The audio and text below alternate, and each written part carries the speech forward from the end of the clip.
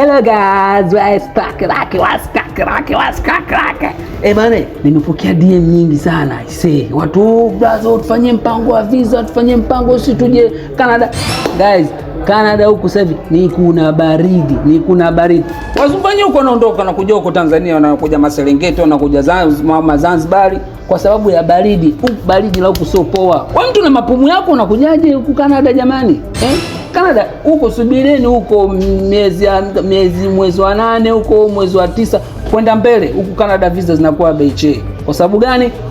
Watu huku wanakimbia kipindi hiki hapa, watu wanakimbia sababu ya snow. Snow ni janga la taifa. Huwezi kutoka nje. Mabarafu yapo mabarabarani, mabarafu yapo kwenye mataa, mabarafu. Oh my god.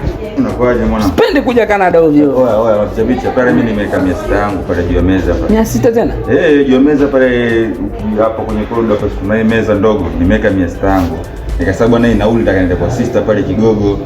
Sasa hivi sio nani kachukua na ndani tukumi na wewe mwanangu. Afu pale jikoni nimeingia na ukazani mtu kala miogo. 600. Na ile miogo mimi najua ni kwa asubuhi hakuna mtu mwingine.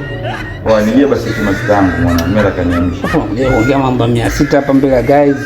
Sasa nitakaenda kwa sister Kigogo kwa nisende kwa dada yangu Kigogo nikalefu. Toka lini mimi safari zako kaniaga? Toka lini safari zako kaniaga?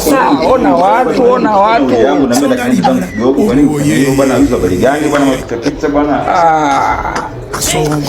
Guys 600 tu unaweza ukaja Canada. 600 Canada.